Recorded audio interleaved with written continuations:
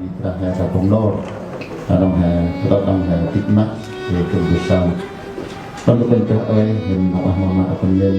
masih bantu simpang telah nama jiwa dan kau kopana penting penanti karena obut ando melakukan sih pangset mama obut adong yang nonton bukan doa yang nonton maupun kita bicara tentang hukum tentang bersifat tentang wah udah nonton akhir jumat kita lima untuk pembesaran lain yang mau bis amin.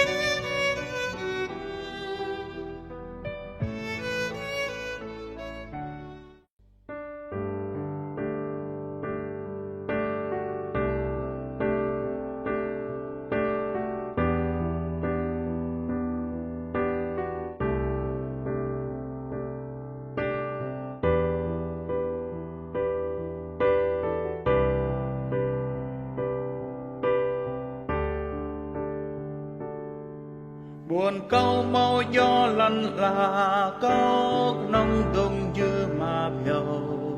chỉ giang đo ngăn yuông câu biểu lẽ lầm sang tí tia câu bu băng pha tia bỏ muông đinh qual quy ngàn yêu cờ doa nân có màu lo gắm cơ lăn là này ô qua yang y thầu y dinh mà giang giang cầu cờ tia màu gió sang câu qua yang ya cầu sang nga câu quan ban tuy lệ y gram lưu đi đi lồng hen cờ doa nân có màu lo gắm cơ lăn là này ô buồn nắng chinh nôm gu ang nôm tim đã bên ang lòng hà màu cung đinh buồn chẳng mũi hallelujah hong thơ ết nay đi nhu muôn đàm bên đi ni cơ ai đia cờ doa nắng có màu lo gắm cơ lăn là này ô qua yang y thầu y chinh mà giang giang cầu tờ tia màu gió sang câu qua yang ya cầu sang nga câu quan ấy ban tôi lệ ram tư đi đi lồng hen cờ doa nân cầu màu lo gắm cơ lăn là này ô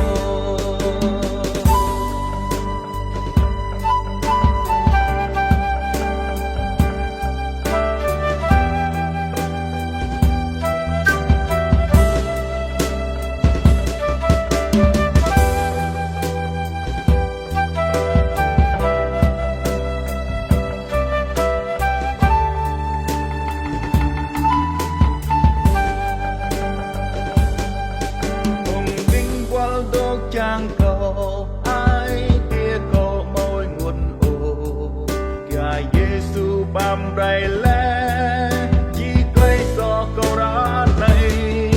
ở ai tia kia kia cầu khoai giang cầu nàng cờ y cờ doa nân cầu bao lo gắm cơ lăn là này ô khoai giang y thầu y chinh mà giang giang cầu cờ tia màu gió sang câu khoai giang ya cầu sang nga câu quan ấy ban tôi lệ ram tư đi đi lồng hin cờ doa nân cầu màu lo gắm cơ lăn là này ô qua yang y thầu y chinh mà giang giang cầu tờ tia màu gió sang câu qua yang ya cầu sang nga câu quan ấy ban tôi lệ ram tư đi đi lồng hin cờ doa nân cầu màu lo gắm cơ lăn là này ô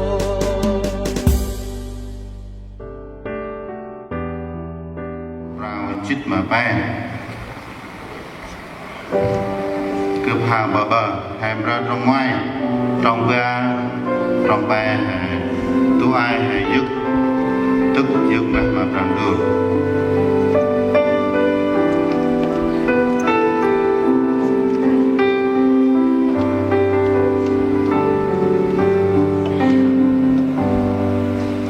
cướp áo bờ bờ ra trong Giêsu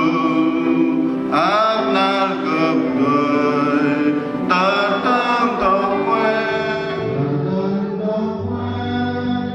cướp ra vô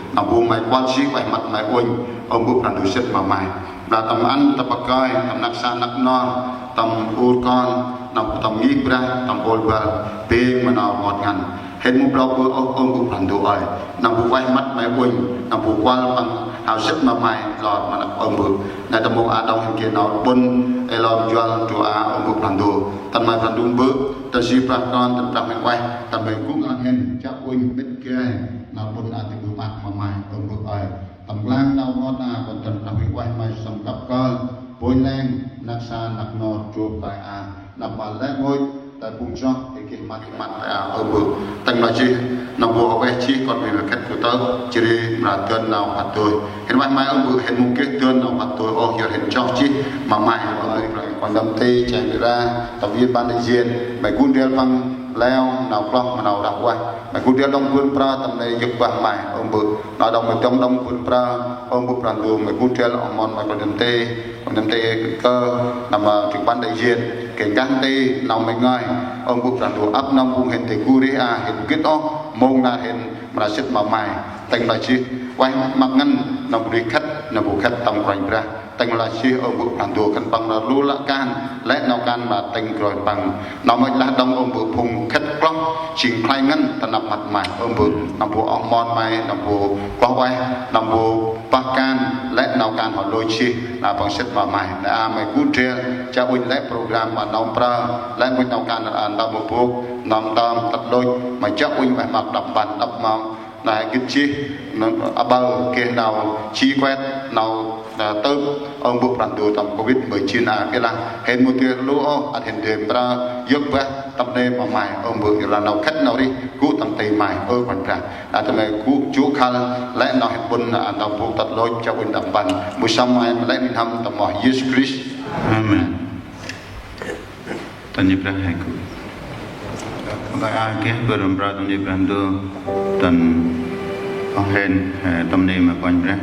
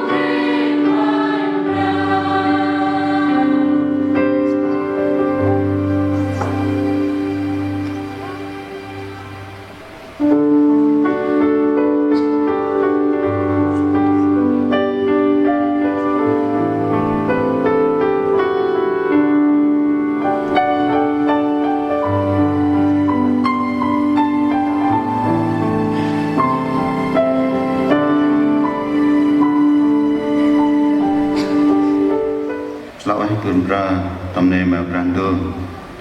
bậc ai đông hay tân đại diện đọc vơ coi nào đi chùa tâm bậc cái nào chi tất bằng sức mà quanh ra là lần sệt loại brand tu công bé lão ấy xin còn nằm đây ủy viên tổng liên hội một vụ tin lành tỉnh Đắk Nông thì còn nằm đây trưởng ban đại diện riêng mà lại ngôi còn nằm đây tầm ban đại diện tin lành tỉnh Đắk Nông lão ấy đang trình lại ngôi mòn quanh ra riêng mà lại ngôi phòng cho hè xin họ cố rừng chỉ tầm ngôi tầm nào bôn xin khách trong bữa xin lỗi mong đừng trình cấp thành rắc rắc đấy xin tầm nào đi xiên bậc ai thôn trụ bự hẹn họ ai cố đi tầm mong cấp thành gói đăng xin rắc nào đi xiên băng bậc ai thôn băng họ ai cố đi xin cấp kế hoạch gói tầm ram tây tầm nào đi băng tầm ngoài đi xin cấp hoạch gói đăng gói trách xin tầm ngày sắc băng na tập theo na cấp hoạch gói đăng xin nói thì cái na băng tập bé đăng cấp hoạch gói đăng nào được riêng là bự băng trình tập quan đăng cấp bệnh gói đăng trình nào đi xiên băng tập tam đăng trình cấp bệnh gói trách trình tam bự bằng kê nào chi đặt bằng đánh hầm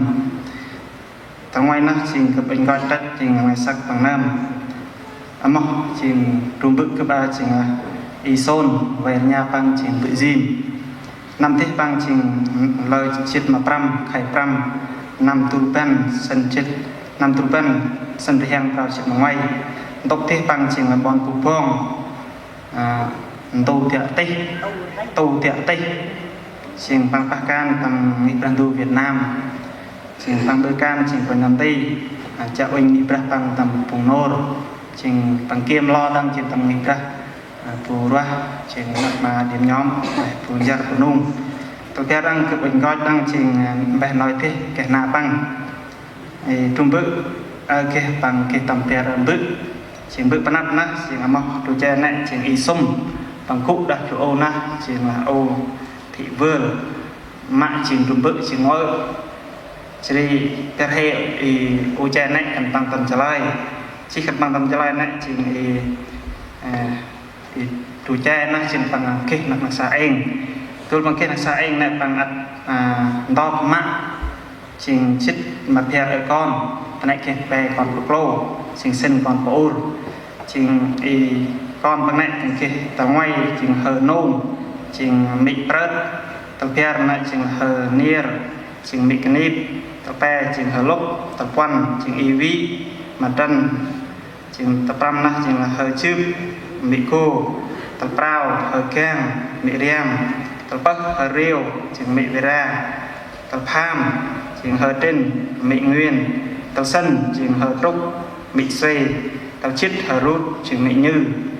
chít ở ngoài y lót là chừng là màn rồi giờ đi chít làm bẹt mà chừng là y luân chừng mà hot lại chừng y bự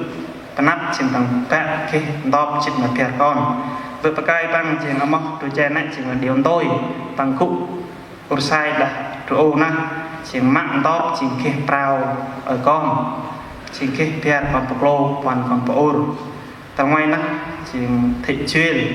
tàu phe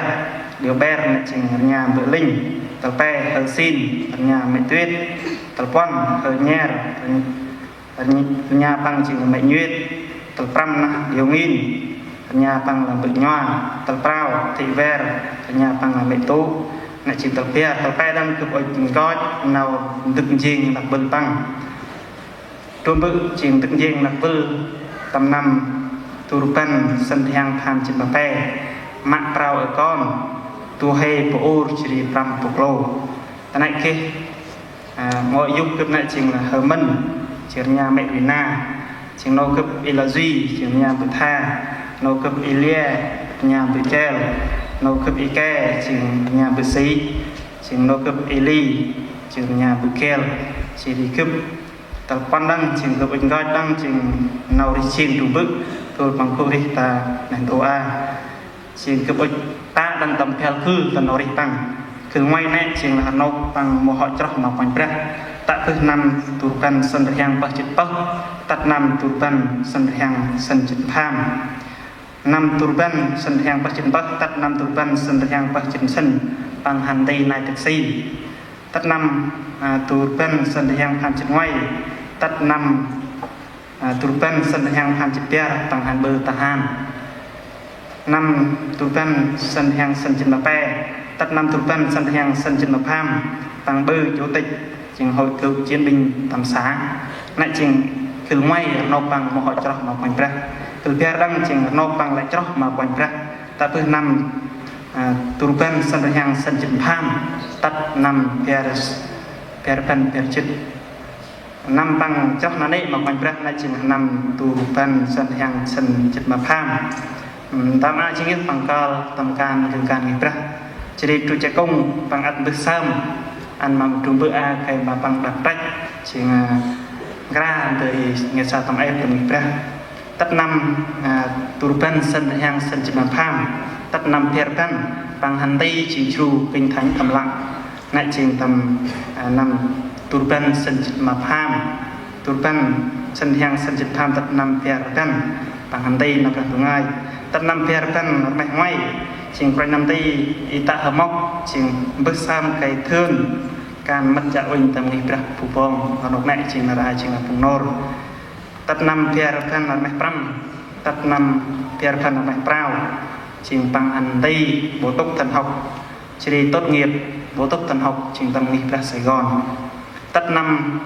perpen là mạnh trên một con trong bữa a thời tân phong mục sư chỉ tắt năm perpen perchit trong bữa thương nâng can chừng kiêm lo về nghiệp ra phù roa chừng tắt bắc mong pram chit ôi lờ quan khai tham năm perpen perchit chừng bằng lô pích tầm bạc ri nãy chừng tầm nào đi bằng tầm quan cứ bình coi năng cách chừng nào bước tam nào chi bằng năng tật mong tật nằm tam hành kích chừng nào chi bằng năng chừng là hay tầm bằng khi dấu hiệu bằng xạ ốc tầm bước phục khải prao chỉ để bằng hành khám ấp tốc đăng cái này cái tập ta đặc lắc chừng ấp chừng phòng khám tư bằng hành khám ấp chừng này taxi cần bằng kết luận chừng này chừng bị viêm họng hạt do đi bằng ấp rớt taxi chỉ để từng chút tăng taxi này tươm tất lôi khải prao ta này chừng lờ bài chích khải prao chừng bằng trinh tầm Sài Gòn đều mà giúp đều mà mấy cướp này cái mà hành khám hai tầm bệnh viện và ấp thạch này nó mẹ mà chừng say kết quả chừng phụ chốc thì CT là chừng khi phát hiện với u 45 mm này chừng tắt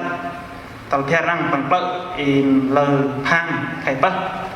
bằng bợ tại Sài Gòn này chừng cái mà hành khám cái mà sốc kết quả được nạp này chừng nó ai chừng khăn bằng thương kết quả chừng khi phát hiện u ai chừng là u ác tính giờ đi gọi này khăn bằng một cái ốp nhập viện này khăn bằng hành trình tầm tục bệnh viện tư cái mà xăm đã thuộc nam chỉ khăn bằng xăm thuộc nam này tầm này kia bậc na chỉ khăn bằng ắt vợ sẽ được chạy khăn chạy này khăn bằng nghe được gì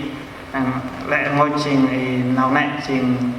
ắt nạc xa khi nào tụ ai đăng trình ăn bữa sẽ được chạy trình nghe được gì tầm tụ bậc chỉ một sai lần đó trình ắt hẹn chuyến bằng tập về bệnh viện tư về Đắk Lắk này xong này tầm chích na tắt na chích bằng ngoài na chỉnh ôi na chích bằng ngoài chỉnh bằng hôm tươi bằng cái nỗi khó thở chỉ nâu giúp cái này kia rằng dùng na mì na để mà mày cướp chỉnh leo bằng nhập viện chỉnh là bệnh viện Thiên Hạnh này chỉnh bệnh viện Thiên Hạnh bằng hôm tươi bằng lại chuyến qua bệnh viện vùng Tây Nguyên cái mà cấp cứu tất này chỉnh tầm bắc mong và chích bằng hôm tươi chỉnh là bằng tạch nằm nay giờ chỉnh tầm thì bước tam nào chi bằng tật bằng tạch nằm chỉnh cấp thân là tốc đăng chỉnh tầm nào rít tăng tuột bằng cô rít tầm trung bự a tầm ngoài nát chỉnh trung bự hen chỉnh bằng cô rít tầm lần thô a chỉnh bằng chích mà sân năm tôi theo đăng trần tu tung can bằng tầm can quanh trần này kia tầm theo chỉnh theo năm tập bài đăng chỉnh bằng cô rít đêm năm bự chỉnh kia tầm bài chỉnh bằng bậc năm tập quan đăng chỉnh trần tu ăn bằng khi còn sau tận này khi prao ở con tu hay quay pram ở ban chỉ chích mà bia ở sau này chỉnh lọc mình prang ăn ta mình prang ăn là tăng cấp kết chỉnh trung bự cấp a chỉnh tăng lại lôi chi nào tầm lất lại lôi đăng chỉnh nào choát chỉ lại nhột tắt đặt chấp chừng nào cho thật lôi cướp mát giờ là tầm nó đi quen bằng cho lại cướp chừng mẹ chừng nào cho cây mà nó ra cướp tươi thành khôi chừng băng cây mà hắn bực nào hayมันไว้จะได้cây mà nó can bằng ra một cái bạchขึ้นโอ้cây mà nó can bằng ra bằng một lầu tụtโอ้อัดคลิปอัดแต่งครวยดังจึงบังไก่มาแต่งห้อยดังเราการบังไหนจึงตันและงอยจึงผงจรและงอยเป็นนันตีกะเกิดบุษบอนักสาเห็นอาเมนประกายอาชีพเก่งดังเป็นนันตีจึงแจนตียลักบังแต่งเป็นนันตีในตำและเราการจึงเป็นนันตีเป็นขึ้นเลื่อนดังจึงตันเป็นนันตีแจนตี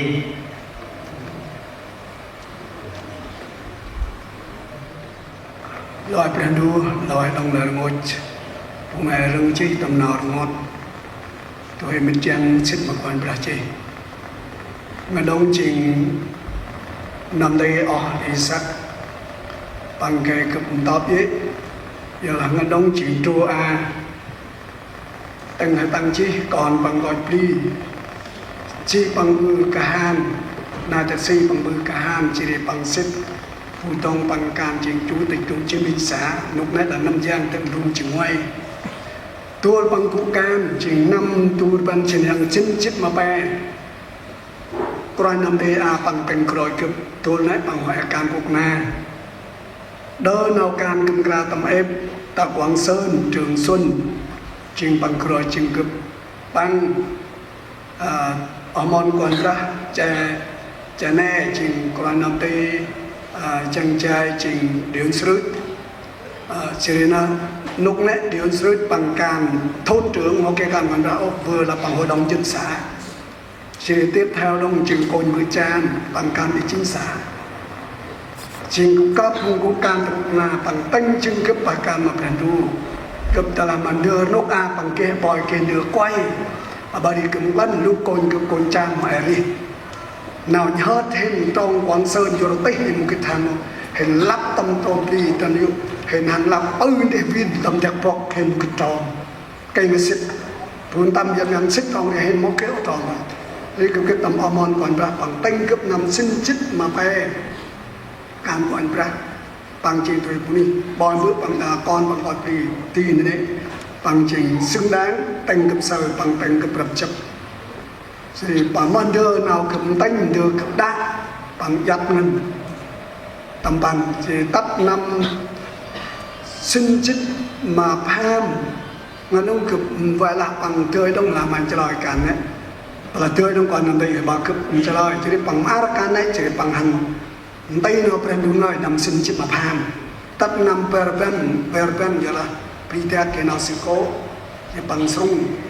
chỉ lo chỉ tắt năm perban mai pram chỉ kể từ cách pháp nhân là năm perban mai ngoài năm perban mai pram tay của túc thần học bằng tay tắt năm perban mai prao tốt nghiệp sinh học như loại prantu có quên tâm bằng hai chuyện của mình đấy prantu trong chỉ prantu qua đấy có quên to tuôn lên nào bắt tâm tru bòi thì mục vụ bằng vị trí ta là lẽ ngôi ấp nam hay nhìn nhận hay sơ tập thành quá bằng bạc can mi prantu về an tốc nạp là bùa mỏ chi tầm bay khai nào bằng mắt cầm tăng ở đồn cần càn đi bằng gọi bằng đủ dụng chừng nào bằng mư tên này rồi đây đặc biệt nhất nào bằng đủ dụng bỏ nào nằm để ở sắc bằng là chi cầm sơ hồn giống bước bằng đấy lại tầm ở sắc a chừng của mình nối gót của người chẳng 95 bằng là chỉ bằng tình cảm ra như là cần được tập bằng tiền ấy nó bằng ngàn sự chịu hàng tập năm cơ quan nên chỉ anh muốn chỉ chơi được cái học vì cái đám thằng này thì cái cấp mình còn là mấy vụ này một sòn làm 93 đôi lúc còn đồ năm tỷ bạn 98 thì là cần đông đòi một người ra ở ô trà mấy bước cái bệnh to nó đi ở thì sao còn là người cái này làm càng còn ra tăng đã từng chỉ hai người lúc gắn bó mình được tôi lúc nãy làm này cũng nói chỉ cứ món còn ra trao cứ mất can Quảng Sơn Trường Xuân chỉ tóc năng lúc nãy còn cái còn ra cái lần lúc cái là năm đơn ra chết cả ta mình xin chết chỉ được thương can chỉ tất cách thân đấy lúc đấy ô là chấp sự trưởng ta cũng là cách cái đấy cần phải đủ lẽ ăn cái lúc này chỉ bằng tay bằng người cái chỗ như là cần đủ lời một cái trò đôi mà cần đưa đôi mà amon sắc hồng gọi chi tầm đi chúa ai tu đường nào hay tụi mình áp năm hay cái đề mình đang được kích lớn để làm càng hàng tăng năm ông gọi ra thì gần đây được khen tích tế đồng thời chất chia tầm càng ra soi càng ra tất càng được tất chỉ mày tất là tụng hôm cao là được làm thân ngành bằng cả y tế xã hội của tỉnh đồng giống là mòn gọi mô đừng nét của mình khi chúng ta hành đào hành khám bệnh thì mình program mình được hình chào bọn ra ông Adam hay một là ấp loại đó ngon ngành làm được quản gia thì sức mạnh quản ra và tụi ai tăng đông nào quản ra quân đang hay đây hay trường vùng hay của đi còn làm được chút mong hay càng tay đông toàn càng gần đường mà là hay tình nào vậy tình cũng đồng hay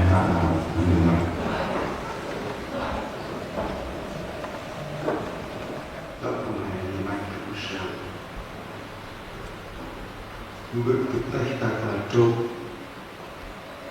ra đua nằm trâu lại ô ba ở trâu còn từ này ở đây theo mất ra đua ra cũng chiên đến con của nước nằm buru chỉ sạch chân này nằm tầm mong ô quanh ra đây cứ hình ác vô là hình kích ra đua họ còn tròi chi hình bằng hàm của ra Jesus hình khư tốt còn làm tin hình nào dụng quanh ra tụt tay là nghênh ăn mà tụi con từ đây cùng con tụi chim cùng chót mày tao mong ổ quanh ra còn mô hùng kì nào inh lau lên mà nào mày ngài thay nào mày ngài thay ngân mày cam ti vua chung còn nơm chỉ đi mà lẽ ngôi phùng chót phùng mòn mày tầm ghi pra tu rong rel tầm tốc chè ngon phùng con tất tầm ghi pra mày phùng con cắt tin nào mày ngời bước nào mày ngời mày cắt lại hên tầm nào hên cục chót tầm nào hên cấp kinh ở một rành pra mà làm tự quanh nhất là tầm nặc xa ngon tầm mong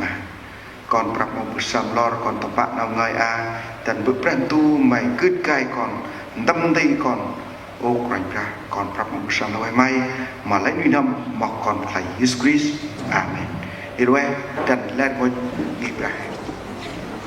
tâm mong lọt lên thì kịp lão em mà rằng tu thì cùng ban lão em mà ông mòn quanh ra quanh nhầm ti quý viên ban chỉ sự tổng liên hội ông mòn quanh ra quanh nhầm ti tầm ban đại diện Amon quanh ra tầm len ngôi nghiệp ra tu chỉ mà len ngôi phùng ở nông gừng can nghiệp ra chỉ len ngôi phùng chóc hè tắt rừng tập tục hiểu loại ra tu phùng hè thì là cấp chỉ từ là ăn nằm bù bước ăn mà len ngôi phùng chóc hè ta là hè tinh nằm bù nào chỉ tư ta này tua nàng ai phùng hè mồ kê ốc tươi tầm một quân nằm bù mẹ nằm bù bác mà công an tỉnh Đốc Điện mà cướp ăn kết nào giáng cách đấy lại ta phùng hè tách ốc nhưng mà phùng hè mình hè sinh năm mà bèn tu quanh ra sầm cún treo một phùng hè kinh gang lại nó này rồi là lao lên đấy mà nào chỉ quét cái đông nào phùng hè cả kích mà tru thì mòn quanh ra xuất nào ra ngay thì ta lắc phùng hè kia cho xuất nào ra ngay thì ra là đông cực tận rắc mà nào còn người dân rồi lăng cái tầm óc thun cho thì sầm rắc an thì tôi cái tê ăn mà nào non cái rắc mà nào dân thì hạ huynh treo tầm cô tròn nào rành rắc tầm rộp xuất do ngộ ba chết mà ba tròn chết mà ba tận chết mà bằng rộp xuất nào ra đúng ngay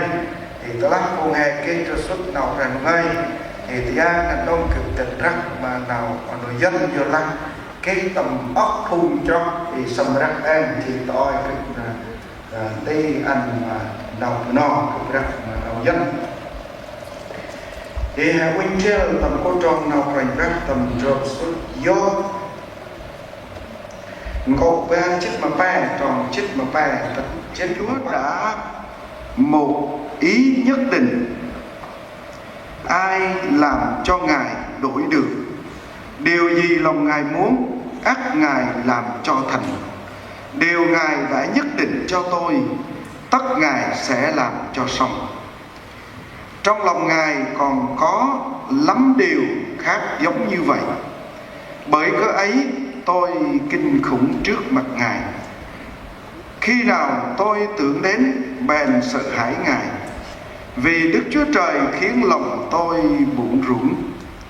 Đấng toàn năng làm cho tôi hoảng sợ, vì tôi chẳng sợ sệt bởi sự tối tăm, cũng chẳng sợ hãi vì u ám mù mịt che phủ mặt tôi. Hí tông đây là phần tường sở dĩ kịp ích trong tầm cô tròn nào rành rạc năm bù hè sơ tầm nào ba can, hè sơ tầm nào rí chiên, năm bù thui dọc, năm bù bằng mô phai ố mà nào biện luận mà nào chắc tầm nào rí chiên bởi tí còn bởi tí tí rằng ta đây phụ nghe sơ kê mít chiang bằng chỉ cái ono bằng thậm chí Europích châu này bằng ảnh cái nào chắc biện luận trên là dọc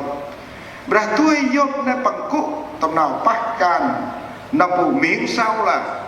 nằm bù kích dương mà bền tu chỉ quét mắt bền tu quanh hào bà chê nằm bù hè sẵn tiền. Tôi nghe có tiếng từ trên trời phán rằng hãy viết lấy từ này phước thay cho những người chết là chết trong Chúa. Tầm râu xuất nào ba lòng cổ chết mà quan trọng chết mà tay. Ý tâm này bền tu phụ hệ tăng đông tầm cô trọng nào quanh rác tầm mòn quanh rác với ăn tầm nào phụ hệ tập khách tầm râu xuất là bù gió ngồi chích quan tròn ngoài tròn ba bằng chích ăn là phụ hệ tiền. Loài người bởi người nữ sinh ra dịch sống tạm ít ngày, bị đầy giấy và sự khốn khổ. Người sinh ra như hoa cỏ rồi bị phá, người chạy qua như bóng không ở lâu dài. Ý thông này là trụ ai chính nào các quý coi tức là nào tiến trình tầm tu vô nào đi còn của đây, hay còn gọi là tầm nào đi còn của đây tầm của rành ra, tức là hè sang nằm bù đề tài gác ăn mà phù hè thì hà trình nằm bù cấp cúp treo mà rành ra. Ý tầm này là trụ phù hè mình tầm nào mọi trong ước ao tầm tu hay phụ nữ trong mà đàn ta bước ăn mà tu hay một trong cây mà tu hay một trong nó bằng kích nào rành ra trong một rành ra chỉ đi đơn nào tầm lại lại phụ hệ sẵn tầm cô tròn nào rành ra nó lên chinh phụ hệ sai chỉ nằm bù brand tu nhiên phụ hệ ý tập đeo thành đồ con của mình màu thể kích ô nằm bù brand tu nhiên nằm bù phụ hệ sai chỉ tôi từ mẹ tôi sinh ra, mẹ tôi thì từ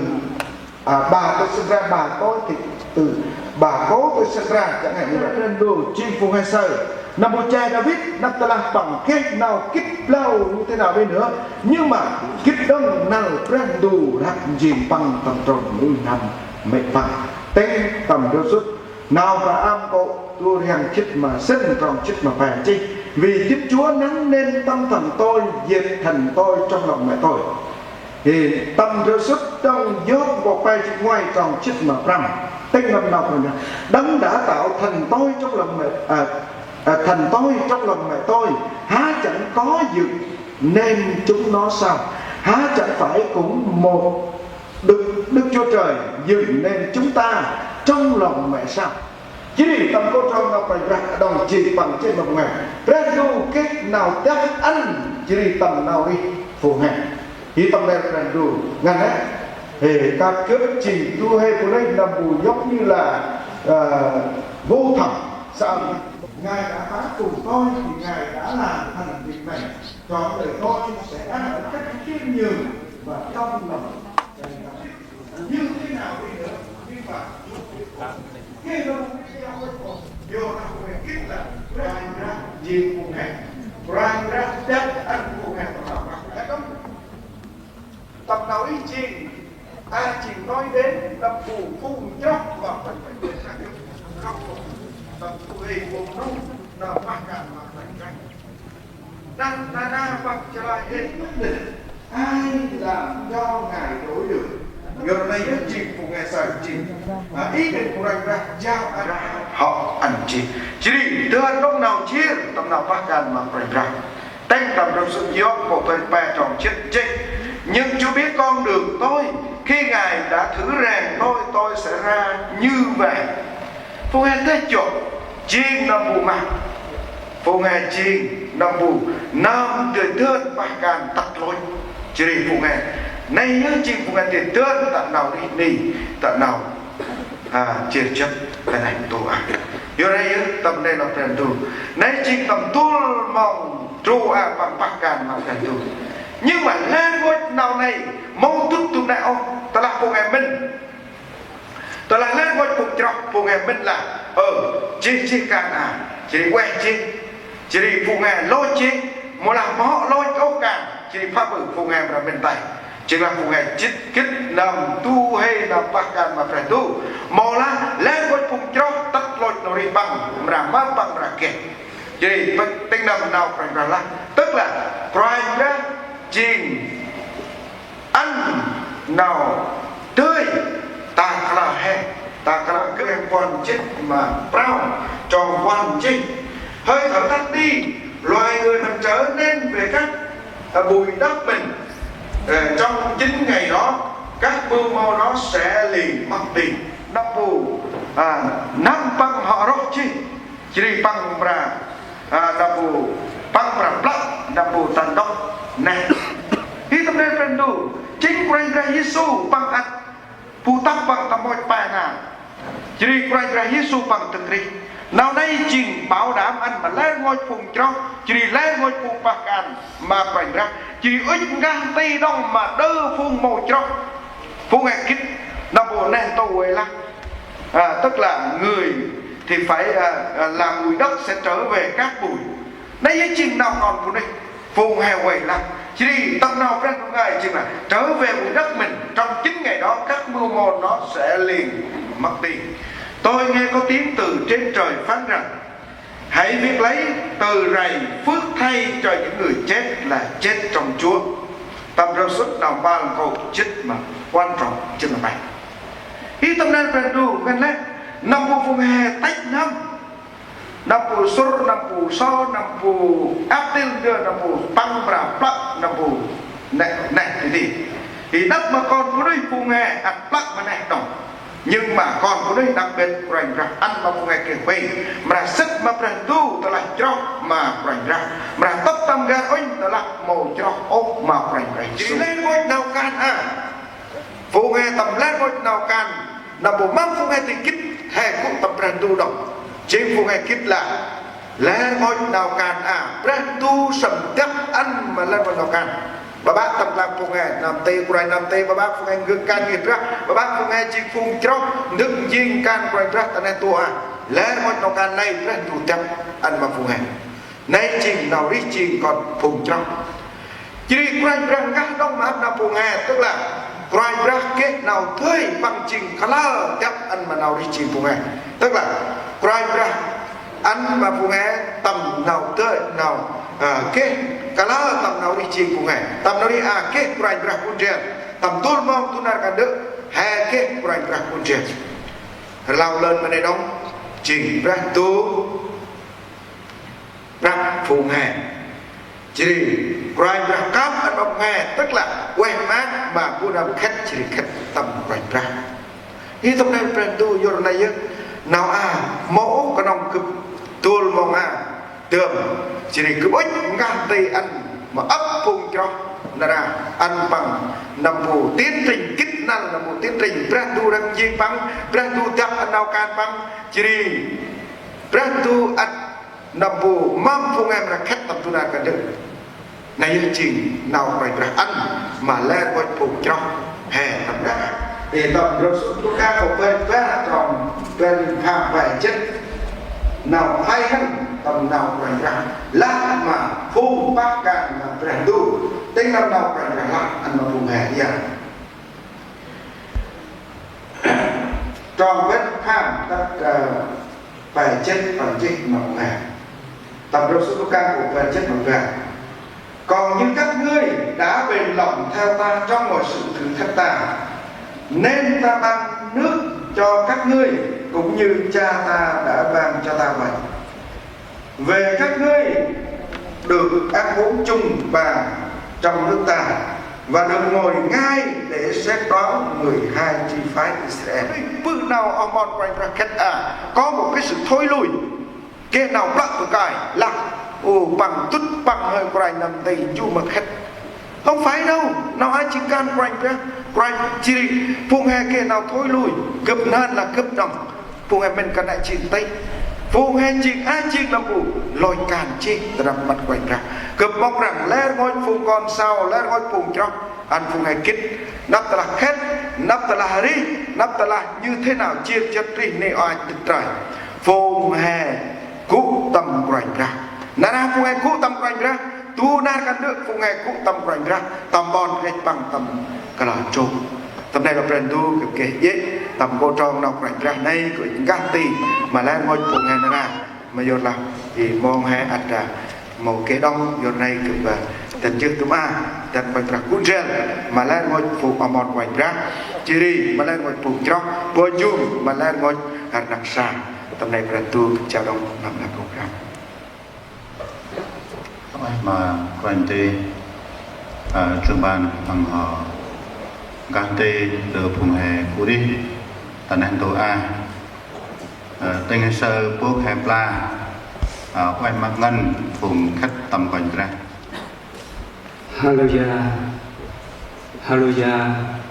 Hallelujah bước tràn tu quanh ra hình tầm trung nên ngân hình rút tận lập tràn tu một chim khai u còn ra pin nào bơ bơi một cái chim khai u biết là mày mù chuyên mày mù cả báo mày học chim chứ nông bu mày học chất còn của này hình tầm đàng cao nộp lại mày ăn chim nào bị quay mát mà bèn tu nam ô còn ra hình khai nghìn nào mày tên này biết là nên vô nào mù tông chỉ một cái nào yết ô tầm nào bự mai họ tôn chỉ tầm mà còn bự đi rồi lên ngôi vô mà tôi hay bự đi là rồi rồi muốn ăn còn ra nó này chỉ hình sơ còn bự đi hình hút tên này tôi nấm bù con nấm bù nô nấm bù ong rồi kia bà má nấm bù tầm nặc xa chừng bước chừng u che chừng lên ngôi đul pol nói thì hình ngót ngăn ràng ra bữa ràng tu vô nào mấy vụ này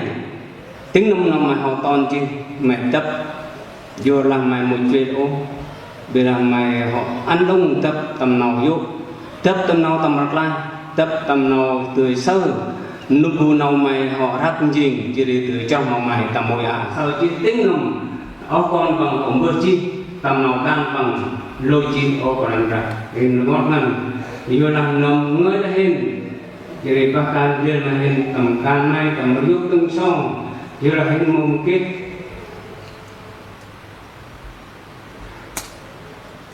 nói tôi tầm mốc chỉ tầm nào hình phát tan tầm lập mai Quran Bra untuk randu monga mai bici nong meyu mai ton hung hung angin ting nam mai hom pon ji wai mak yo phung khet tam Quran Bra kanong hin ke nau tap kun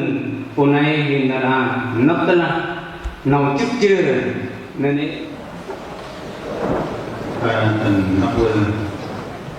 cho tình đi mà làm được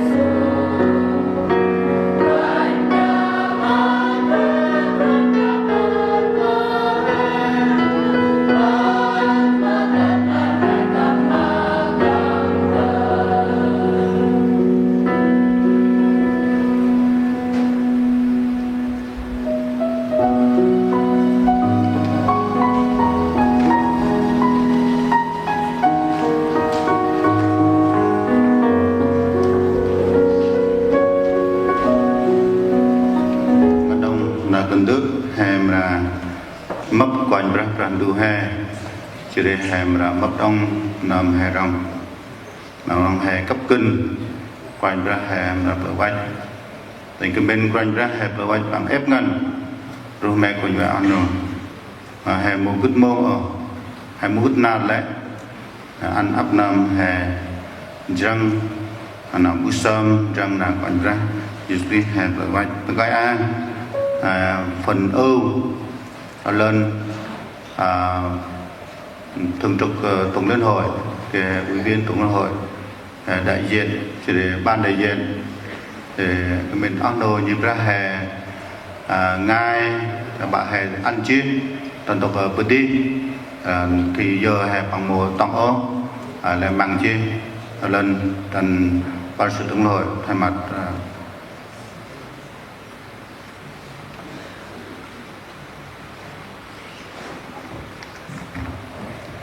nó lên loại lần đưa thành công về loại cùng cho để nắp xa là một ngọt để ngân ai kể pin ngọt nhân như là tan du sóc nào mẹ rong anh giờ rock police pakai orang berat nắp mà cần này cần bước đông như là hè tốt nằm ngọt chưa nắp mà đi berat hè một tiếng sau bằng bom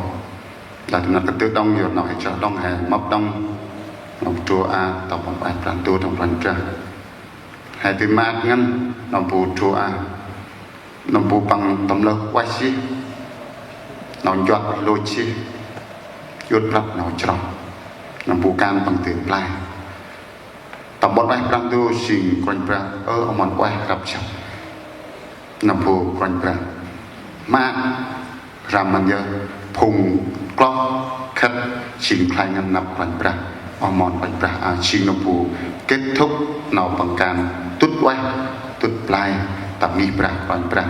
ăn nào bộ cá đông chỉ tắt mà sau và coi thì kia nằm tây từ lọ thoi tại cảng quanh pra ta đồng cực tầm tăng ăn tầm ban sự tổng hội thánh tin lành Việt Nam kể mà rắc nào tầm tác nào ngọt tầm vụ phân ưu thì đập mà nắp xa nắp no đập mà pra hội số 845/2020 TLH PU thành phố Hồ Chí Minh ngày 5 tháng 8 năm 2020 kính gửi quá phụ mục sư Ison và toàn thể tăng quyến, ông bà truyền đạo Isaac, quan nhiệm hội thánh Pusher, ban chấp sự tiên hữu ba hội thánh Pongnor, Pura, Pusher, ban điều hành tiên hữu điểm nhóm Pujan tại tỉnh Đắk Nông. Thư phân ưu. Được tin mục sư Ison sinh năm 1961 là quan nhiệm hội thánh Pongnor, kiêm nhiệm hội thánh Pura và điểm nhóm Puja và là thân phụ của truyền đạo Isaac, quan nhiệm hội thánh Pusher tại Đắk Nông, đã nghỉ yên trong Chúa lúc 7 giờ 50 phút ngày 4 tháng 8 năm 2020 tại tỉnh Đắk Nông. Ban sự tổng hội Hội Thánh Tin lành Việt Nam chân thành chia buồn cùng quá phụ mục sư Ison quý đầy tới Chúa và toàn thể tăng quyến, ban chấp sự và tin hữu ba chi hội Pongnor, Pura, Pusher, ban điều hành và tin hữu điểm nhóm Punjab. Cầu thần yên ủi ban ơn sức mới cho hết thảy quý vị trên đường theo Chúa. Thay mặt ban sự tổng hội, hội trưởng mục sư Thái Phước Trường đã vân kỳ thì thân đại diện nghiệp ra tầm nặc xa nặc non đến ban mà ban sự tổng hội kìa thân nằm tây sâu sắc nạp của mình là mi bằng một người tức ông thì kìa lăng hoa ban sự tổng hội kìa qua chi buồn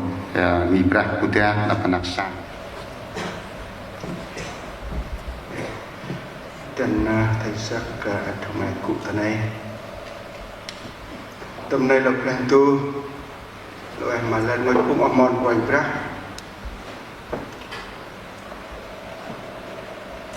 mòn quanh ra nó bù mặt nghiệp ra bông nốt chỉ mặt đông nghiệp ra qua nó bù điểm nhóm dân thì nằm mà nằm xa ở chứng kiến chứ nằm bù là ra cũng hèn nhất là tầm hàng giáo phẩm hèn trường phùng bác can mà prần tu hèn biên mà nào ngọt do lắc tu hay tru ở mòn mà quanh rác tầm mong thì nằm bù bằng họ luôn chi thì nằm bù bằng họ chi nằm bù nào tươi chi nào tầm lăng họ chi tầm nào chọn chỉ bằng họ yôn nào cho tật lôi trở lại cùng hên chịu phụ bạc càn trên mà băng hên pin mà nào ngon tầm bông ăn tầm tang ăn mà ở một quanh rác tầm ban đại diện chỉ đi tầm tang đông mà nấu phùng chót tầm nghịch rác nó bù bông hên tắt trên ya cây mà tầm bạc nào ngon tên quanh rác rác viên quen chỉ nằm bồn chung mà lên ngôi chân đặc xa lên ngôi phùng chót tầm bài nghịch rác là em mà lên ngôi phùng chót tầm bài lệ rồi là tầm mong a hình kia đông nằm bù cao sĩ của tầm bạn nào ngon chỉ đi kia đông nằm bù dễ dây thì nằm bù thật đơ cỡ tầm bạn nào ngon treo mà đặc xa tầm mong a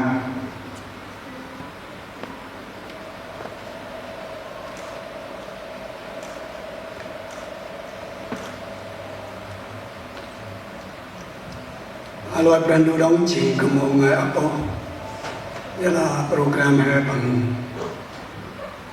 là thầy ép mang chi chỉnh sebut chỉnh nào jal chukal nào ngot còn nanti anak bulpang chỉnh phổ ban thực hưởng nghi pra tang trang nục nét bằng jal mà cấp tầm lời per chít mà sinh thua bằng chi chỉ cầm ngài đã thua nơm cầm cái chốt bằng hạ mai quan bắt cấp xếp lô chi này cầm quanh chỗ quan cầm đạp ô chỉ ra tầm ép nào bơ tầm lơ bia cấp chốt bạc nét cầm cho ăn ở món quan bia tầm rôn bi thơ quan năm đêm cho cấp tận này cái 3 triệu cầm cho mà bằng chi mua đông kia đông nạc cul quay nam tây chỉ con quan tây bỏ ban tự cường ngân đông chỉnh thì nó cấp hàng tầm ngân hàng cấp sốc cấp rút tầm tài khoản chỉ con quan nam tây bỏ ban tự cường đoạt Brandu đông chỉnh cấp tăng đông gặp phụ thuốc các bên phần qua ở nô bằng giờ chi tầm bằng tổ chức nghỉ bạc cái làng hoa chi bù đoạt Brandu đông tầm từng cái nạc cul quan nam tây chỉ mất nghiệp ra quảng khê sự trần đăng cung tăng đã cấp sống cho anh là quân luật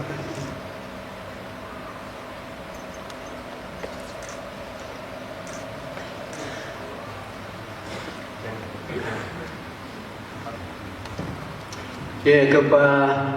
sẽ lâu em Brandu sẽ lâu em mà Brandu đây những cái công việc cái này thành đặc nông cấp tâm tan mà một sư chuyển đạo vượt đối đức đã lập nghiệp ra quảng đai nặng no lên thằng bạn nào mà nặng no đã ỏm mòn để cái này ngăn đông cướp ra chỗ để chút nào trong in để chút bằng hàng kèm mà có đông nào tràn tàu ta nghiệp ra cũng ra để lâu em Brandu là quét mà nặng no trong mặt mà chết bên cái này để đặt văn tầm quanh ra để cái tâm tan cái bàn phân thì ở lùng sư chúng ta chúng ta một cái đức đất lâm tầm hai mà đi ra hoặc đai thì sẽ định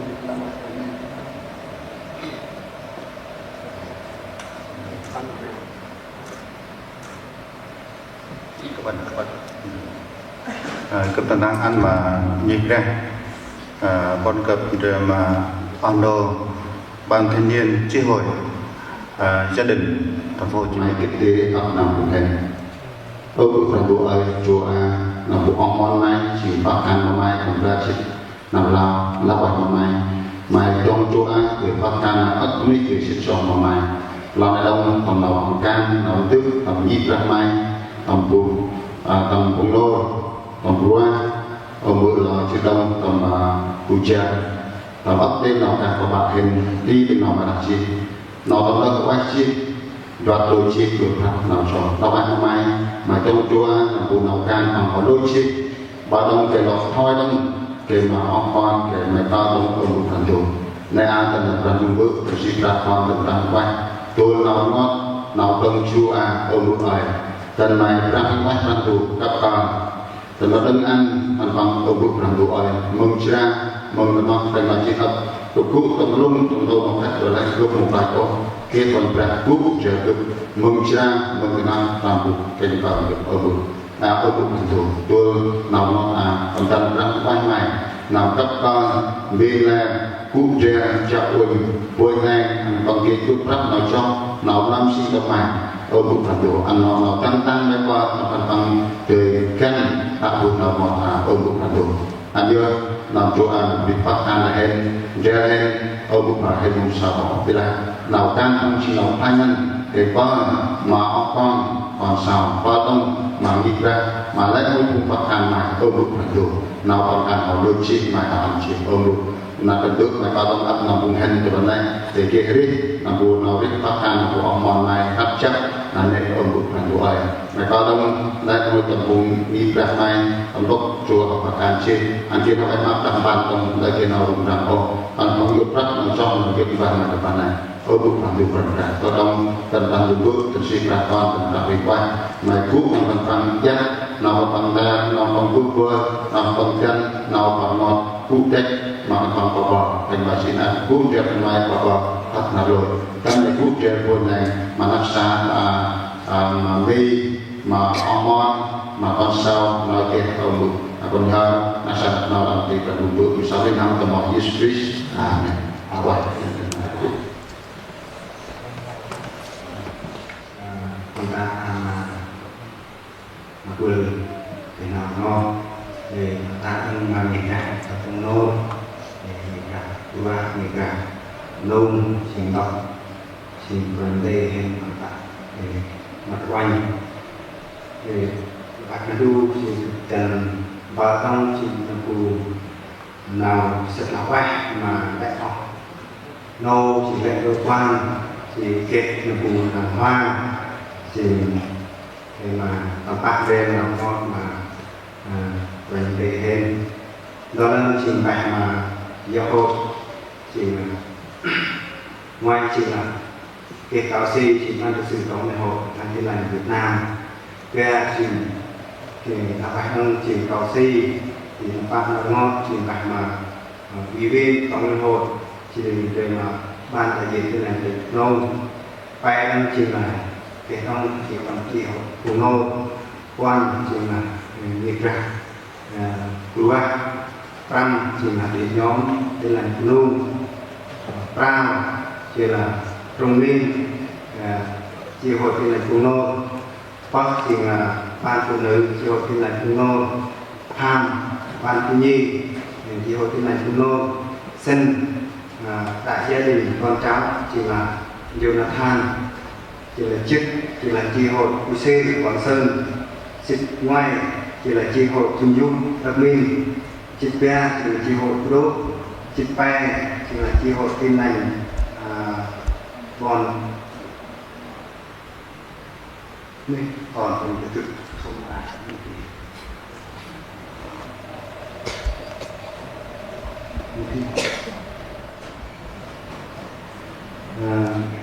bạn mà mục vụ ăn vay để media ông trình kể để làm hoa được ăn mà nào chụp thờ thì bạn mà chính quyền ăn vay chỉ là công an tỉnh Đắk Nông về thì ban tôn giáo tỉnh Đắk Nông về quỹ hội đồng nhân dân ủy ban nhân dân ủy ban mặt trận tổ quốc tỉnh Đắk Nông quan trường hội chi bộ xã Rung Pram thì là ban tự quản và nhân dân Ôn Vong Pram viện kiểm sát nhân dân tỉnh Đắk Nông hoặc chỉ đạo quỹ hội đồng nhân dân ủy ban nhân dân mặt trận Việt Nam trên cái dịch tập này tiếp tục bảo vệ anh quyết tâm việc ham chỉ là trường tiểu học Lê Văn Tám thì nên trình bày mà chính quyền chính là trình lệ càng si trình là khẳng định trong các cơ quan ngành trình dân thì bạn luôn là ngon mà quên Quanh đây chỉ được mà nhìn cái hay cả năm về cực đang mà quên thì nào nó tạo nên nghiệp ra cùng nô nhớ nó sẽ phải cho lên mà quanh đây thì viên trong thôi chỉ là như này thì nôn cho tập được an đại diện thì nằm ở đây luôn rồi đây thành viên ban đại diện thì kể cả nằm bù nào nghi thức nằm bù nào tập khách thì tôi rồi đây chỉ là phải hơn mà rồi nằm đây thì càng ra nằm ở đây ngôi chỉ này mình chỉ để ngay ăn đồng nào chỉ nó là chỉ là thời cuối chỉ là bằng chít thì cái này một vài đông giọt thì rong sang mặt chỉ còn đây hết chỉ để tức để ăn thì người ta về chỉ cái nào sẽ là phải quên tên là đủ cụ đề và phải làm cái này thì tên là đủ cụ đề tăng thì lại cùng trung tâm thì cao nào là can cao là mông cao chỉ cao nào nghe thì thành được xài ngon thì chân sẽ là phải hơn mà luôn luôn vai sẽ là phải hơn chỉ mà lại ngôi thì một con nô tầm cao chỉ là tàu trật tự thì cao tầm ốc đây thì tầm nào can lên nó phải hơn con nô tầm cái ca đi ra cùng qua thì nô thì tầm tôm đây tầm nào can thì là mình ra hen thì cái nào can thì phải chi nó là hình cho thì can kèm quay thì áp dụng tiền tiền ăn làm nào ơi các bạn chỉ sai cho các nhân để họ mò ra thì dùng để làm vườn dùng mà hệ thống chỉ thành là thôi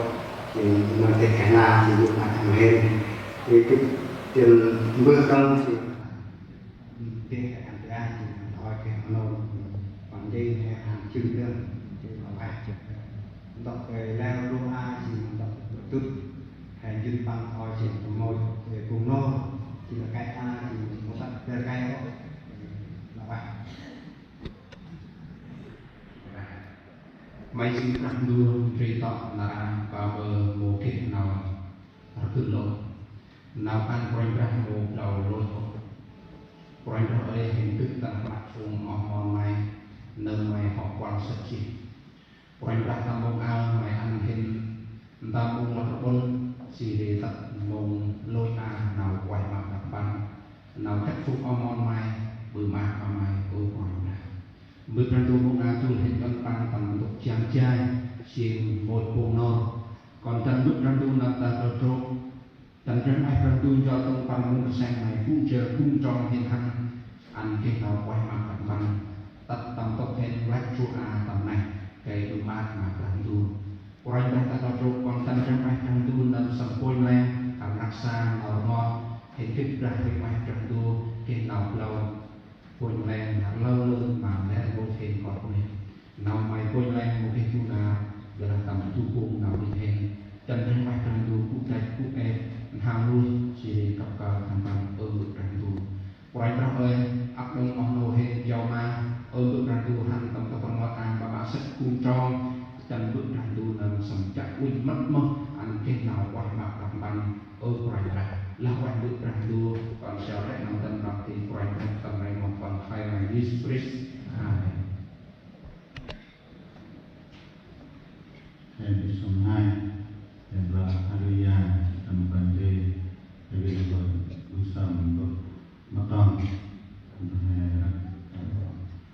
Untuk untuk kandung anak baik usia apa, anak tidak baik tidak, anak baik ngaji untuk anak yang berusaha anak suka nak kita, abang yang ngaji untuk kita, lanjut yang untuk jalan mereka